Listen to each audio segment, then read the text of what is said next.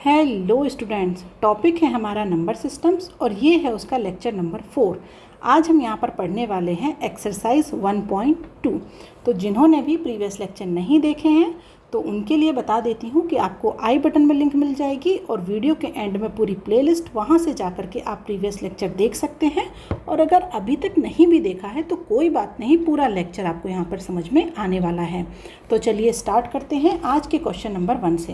Question number 1 में कहा गया है state whether the following statements are true और false, justify your answer. Every irrational number is a real number. तो आपको यहाँ पर ये पता होना चाहिए पहले कि रियल नंबर्स क्या होते हैं, ठीक है। तो अगर हम रियल नंबर की बात करें तो कोई भी नंबर जो आपके दिमाग में आता है, जो नंबर आप सोच सकते हैं, वो सारे क्या हैं, रियल नंबर। जैसे आपने कहा कि मैम 0, 1, 2, 3, या फिर -5, -7, -8, या फिर आप कहें 3/2, 6/5, 8/3, या फिर आप कहें √2, √3, √5, पाई। ये जो सारे नंबर हैं ये हमारे क्या हैं, रियल नंबर। अब अगर हम बात करते हैं इर्रेशनल नंबर की, तो ये भी रियल नंबर का ही एक पार्ट है। इर्रेशनल नंबर में वो नंबर्स आते हैं जो ना ही टर्मिनेट होते हैं, ना ही उनकी कोई फिक्स वैल्यू होती है। उनकी वैल्यू इन्फिनिटी तक यूं ही चलती रहती है। जैसे जब हम बात करते हैं √2 की, √3, √5, पाई, तो ये जो सारे नंबर्स हैं, ऐसे और भी नंबर्स होते हैं, ये हमारे सारे क्या हैं, इर्रेशनल नंबर। और ये जो इर्रेशनल नंबर हैं ये रियल नंबर का ही एक पार्ट है। अब क्वेश्चन में क्या कहा गया है, every irrational number is a real number. Yes, it's true, क्योंकि रियल नंबर के अंदर ही इर्रेशनल नंबर आते हैं। रियल नंबर की अगर हम बात करें तो यहाँ पर सारे natural number, whole numbers, integers either positive और नेगेटिव, सारे रेशनल नंबर और सारे इर्रेशनल नंबर, ये सब मिल करके बनता है रियल नंबर। तो रियल नंबर का ही एक पार्ट है irrational number. That means every irrational number is a real number. Okay, अब हम आ जाते हैं क्वेश्चन के पार्ट 2 पर। यहाँ पर कहा गया है every point on the number line is of the form √m where m is a natural number. तो अगर हम नेचुरल नंबर की बात करें तो ये नंबर कौन से होते हैं, ठीक है। तो ये जो नेचुरल नंबर है 1, 2, 3, 4, 5, मतलब जितने भी ये जो पॉजिटिव इंटीजर्स होते हैं इन्हें हम क्या कहते हैं, नेचुरल नंबर कहते हैं। तो अब ये कहा गया है कि नंबर लाइन पर जितने भी पॉइंट्स हम रिप्रेजेंट करते हैं वो √m के फॉर्म में होते हैं और m एक नेचुरल नंबर है। तो इसका मतलब हम यहाँ पर जो भी नंबर रिप्रेजेंट करेंगे वो कैसा होगा, √1, √2, √3, √4, √5, इस तरीके से। तो अगर हम बात करते हैं √1 की तो इसकी वैल्यू होती है 1, इसे हम रिप्रेजेंट कर सकते हैं, ये हो जाएगा आपका 1, ठीक है। अगर मैं बात करूँ √2 की, इसे कैसे रिप्रेजेंट करते हैं तो वो हमने कल के लेक्चर में देखा था, लेक्चर नंबर 3 में, कि √2 की वैल्यू को हम नंबर लाइन पर कैसे रिप्रेजेंट करते हैं। बट अभी के लिए बता दूं, इसकी वैल्यू 1.414 इस तरीके से होती है, तो ऑलमोस्ट यहाँ कहीं आएगी, तो हमने इसे भी रिप्रेजेंट कर दिया। फिर हम आते हैं √3 पर, इसी तरीके से इसकी भी जो वैल्यू होती है 2 से कम इधर कहीं आएगी। फिर हम आते हैं √4 पर, इसकी वैल्यू 2 आएगी, यहाँ आएगी। फिर ऐसे ही √5, तो इसका मतलब हम इन वैल्यूज़ को नंबर लाइन जो है उस पर रिप्रेजेंट कर सकते हैं। लेकिन क्या नंबर लाइन पर सिर्फ इन्हीं नंबर्स को रिप्रेजेंट कर सकते हैं, और नंबर नहीं होते क्या नंबर लाइन पर? मुझे बताइए, ये जो नेगेटिव हैं ये वाली साइड, ये भी तो नंबर लाइन है, यहाँ पर भी तो नंबर रिप्रेजेंट होते हैं। तो every point on the number line is in the form of √m। यहाँ पर भी तो एक पॉइंट है, तो ये जो पॉइंट है क्या ये √m के फॉर्म में है? तो नहीं है। क्यों नहीं है? क्योंकि आपने कहा है क्वेश्चन में यहाँ पर कि ये जो √m है, इसका जो m है वो एक नेचुरल नंबर है, मतलब वो एक पॉजिटिव इंटीजर है। तो ये जो पॉजिटिव इंटीजर है इसकी हेल्प से हम -2 को तो नहीं बना सकते, नहीं बना सकते हम -2 को, क्योंकि आप कहो कि मैम नेगेटिव साइन ले लीजिए, आप कर दीजिए √-4, आ जाएगा -2। तो ये नहीं होता। रूट के अंदर जब नेगेटिव साइन जाता है तो वो नंबर इमेजिनरी नंबर हो जाते हैं। अगर हम नंबर सिस्टम की बात करें तो नंबर सिस्टम्स को बेसिकली 2 पार्ट में डिवाइड किया गया है, रियल एंड इमेजिनरी। और जब भी रूट के अंदर नेगेटिव साइन जाता है तो वो रियल ना हो करके वो इमेजिनरी हो जाते हैं। तो अब मुझे बताइए कि -2 को मुझे रिप्रेजेंट करना है, मुझे रिप्रेजेंट करना है -1 को। तो ये जो कंडीशन क्वेश्चन ने लगा दी है कि रिप्रेजेंट करोगे तो √m से करोगे, और वहाँ पर m क्या है, एक नेचुरल नंबर। तो और नंबर लाइन का हर एक पॉइंट इससे रिप्रेजेंट कर सकते हैं। तो क्या हम ऐसा कर सकते हैं, -2 को -1 को आप रिप्रेजेंट कर सकते हैं इस कंडीशन के साथ? नहीं कर सकते। तो इसका मतलब ये जो स्टेटमेंट दी गई है ये हमारी फॉल्स है। ओके, इसके थर्ड पार्ट पे आते हैं। यहाँ पर कहा गया है every real number is an irrational number. Part 1 में जस्ट उल्टा था, वहाँ कहा गया था every irrational number is a real number, यहाँ जस्ट अपोजिट बोला गया है। तो अब ये देखिए एवरी रियल नंबर, तो रियल नंबर कौन सा लिया आपने, कोई भी नंबर ले लीजिए। मैंने लिया 0 1 2 3, ठीक है। 4 -4 -7 -8 -5/2 प्लस का 7/2 ले लिया, ठीक है। या फिर मैं ले लूँ √3 √5। ये जो सारा बंच है ये रियल नंबर का बंच है। अब मुझे बताइए एवरी रियल नंबर, इसमें जो नंबर हैं सारे के सारे, क्या वो इर्रेशनल नंबर्स हैं?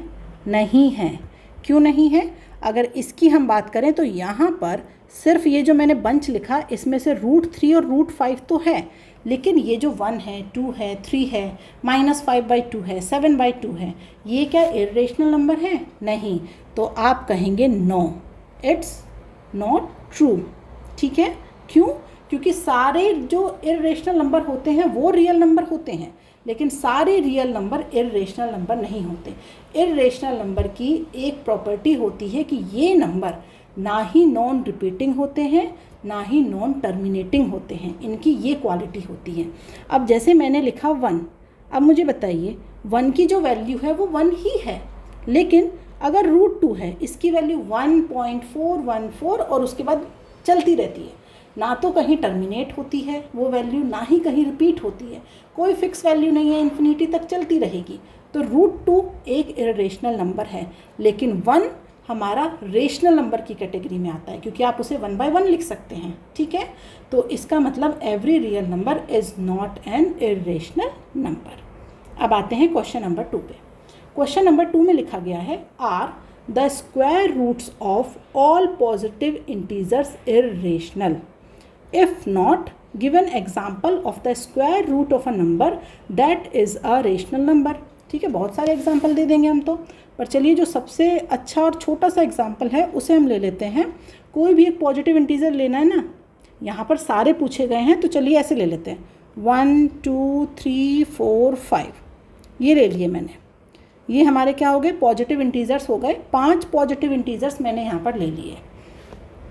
अब हमें क्या करना है, इन पॉजिटिव इंटीजर्स का करना है स्क्वायर रूट। तो चलिए इनका स्क्वायर रूट कर दीजिए। तो √1 √2 √3 √4 √5, ठीक है, ये कर दिया। अब इसके बाद ये कह रहा है कि जब हमने इनका स्क्वायर रूट किया तो जो रिजल्टेंट हमें मिलेगा वो इर्रेशनल होगा क्या, वो पूछा जा रहा है। तो अब देखिए इसकी वैल्यू तो क्या होती है 1, √2 की वैल्यू ये इर्रेशनल होगा, √3 ये इर्रेशनल होगा, √4 कितना होता है 2, √5 ये इर्रेशनल होगा। तो इसका मतलब क्वेश्चन ने जो हमें कहा था are the square root of all positive integers irrational, मतलब जितने भी पॉजिटिव इंटीजर्स हैं उनका जब हम स्क्वायर रूट करते हैं तो वो इर्रेशनल होता है। क्या ऐसा होता है? तो ये हम यहाँ पर लिख सकते हैं बड़ा सा नो। क्यों? क्योंकि हमने 5 पॉजिटिव इंटीजर्स यहाँ पर लेकर के देखे जिसमें हमारा 1 भी था और 4 भी था। तो अगर हम 1 की बात करें तो 1 का तो जो स्क्वायर रूट होता है 1 आ गया, 4 की बात करें तो 4 का स्क्वायर रूट आ गया 2। तो ये तो हमारे क्या होते हैं, ये तो रेशनल नंबर होते हैं। 1 को कैसे लिख सकते हैं 1/1, 2 को कैसे लिख सकते हैं 2/1। तो ये जो हमारा 1 और 4 इंटीज़र हैं, इनका जो हमने स्क्वायर रूट लिया तो इनसे तो हमें रेशनल नंबर मिल गया। इसका मतलब कुछ पॉजिटिव इंटीज़र्स के लिए जब हम स्क्वायर रूट लेते हैं तो वो इरेशनल होते हैं, लेकिन सभी के लिए ये बात ट्रू नहीं है। तो आप इसे लिख सकते हैं नो, और आप वहाँ पर एग्जांपल दे सकते हैं कि देखिए 1 को देखिए, 4 को देखिए, आप जिनका क्लियर आप निकाल सकते हैं। जैसे आप रूट 9 को देखिए तो क्या आ जाएगा 3, रूट 16 को देखिए तो क्या आ जाएगा 4, और ये जो 3 है 4 है ये हमारे रेशनल नंबर की कैटेगरी में आते हैं, ना कि इर्रेशनल नंबर की कैटेगरी में। ओके, अब हम आ जाते हैं इस एक्सरसाइज के लास्ट क्वेश्चन पर। क्वेश्चन में कहा गया है show how root 5 can be represented on the number line. तो मैंने कल भी इस तरीके के 2 क्वेश्चन आपको कराए थे। अब यहाँ पर इस क्वेश्चन को देख लेते हैं। तो हमने कल भी जब ये क्वेश्चन किया था तो हमने किसकी हेल्प ली थी, एक तो पाइथागोरस थ्योरम और एक कंपास। ठीक है, तो कैसे करेंगे इस क्वेश्चन को।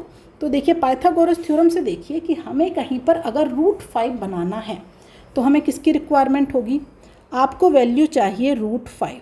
तो इसे बनाने के लिए यहाँ पर अगर मैं इस तरीके से एक ट्राइंगल लूँ, ठीक है, ये हो गया एक ट्राइंगल, इसमें मैं कहूँ ये डिस्टेंस है 1 और ये डिस्टेंस है 2, ये हो गया हमारे पास ABC। ठीक है, और ये हमारा क्या है, परपेंडिकुलर है। ये जो AC है, AC जो है ये परपेंडिकुलर है AB पर। ओके, तो अब जब आप पाइथागोरस थ्योरम लगाएंगे, BC की वैल्यू फाइंड आउट करेंगे तो ये हो जाएगा 1 square plus 2 square, that means root 5। यहाँ से आप इस रूट 5 की वैल्यू को जनरेट कर लेंगे। तो इसका मतलब हमें यहाँ पर हेल्प लेनी है 1 और 2 लेंथ की, और तब हम यहाँ पर बना पाएंगे रूट 5। तो कैसे, चलिए अब हम इस एक्सिस पर इसे देखते हैं कि कैसे हम यहाँ पर इस क्वेश्चन को सॉल्व कर पाएंगे।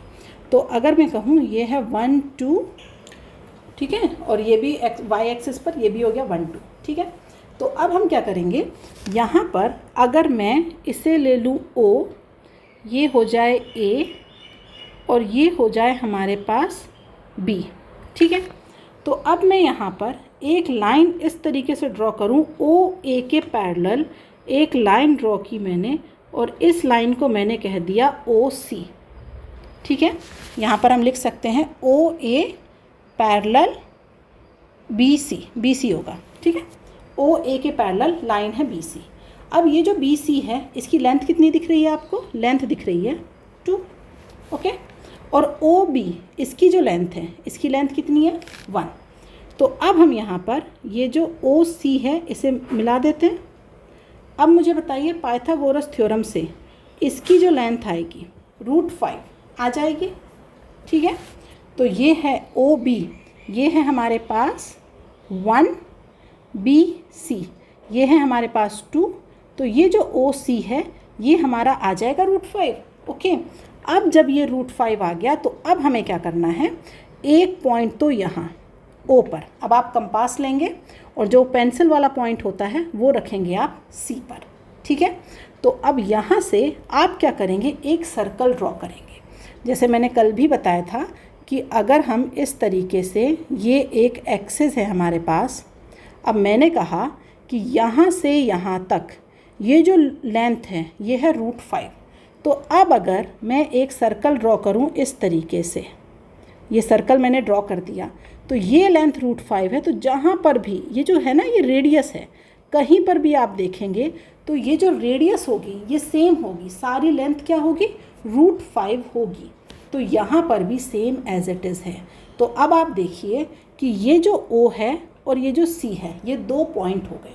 O हमारा सेंटर हो गया एक सर्कल का, और ये जो C है हमारा, ये हमारा सर्कल के जो हमारी आउटर लेयर होती है, मतलब उसकी जो सर्कमफेरेंस होती है उस पर एक पॉइंट है।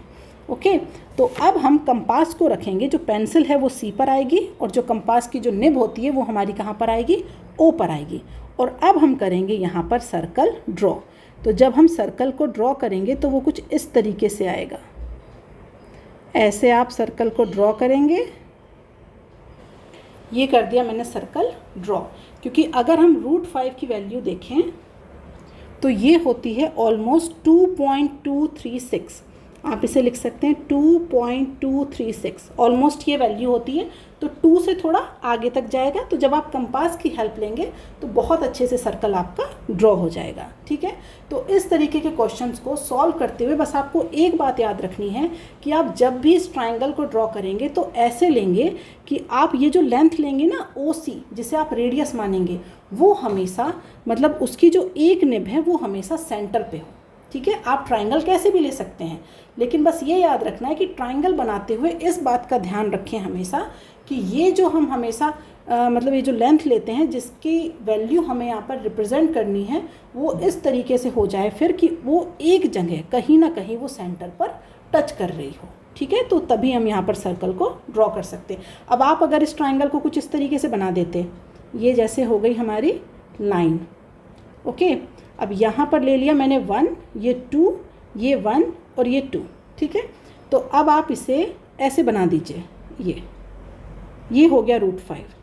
तो अब आप यहाँ पर जो सर्कल है वो कैसे ड्रॉ करेंगे, सेंटर कहाँ है, तो सेंटर हमेशा ये होना चाहिए। ठीक है, ये ठीक है, ये √5 है, आप सर्कल ऐसे ड्रॉ कर सकते हैं बट वैल्यू ठीक से रिप्रेजेंट नहीं कर पाएंगे।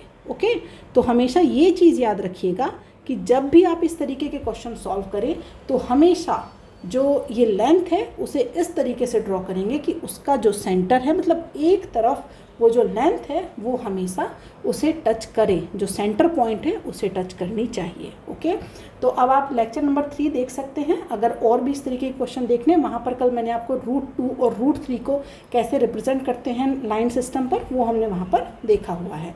और ये जो मैंने आपको लेक्चर पढ़ाया है इसकी जो PDF फाइल है वो आपको टेलीग्राम चैनल पर मिल जाएगी, जिसकी लिंक नीचे चैनल के डिस्क्रिप्शन में दी गई है। वहाँ से जाकर के आप टेलीग्राम चैनल को ज्वाइन कर लीजिए। और अगर कोई भी डाउट है तो आप मुझे कमेंट बॉक्स में लिख करके बता सकते हैं। आपके डाउट को मैं नेक्स्ट क्लास में ज़रूर से सॉल्व करूँगी। आज के लिए इतना ही, फिर मिलेंगे नेक्स्ट क्लास में नए टॉपिक के साथ।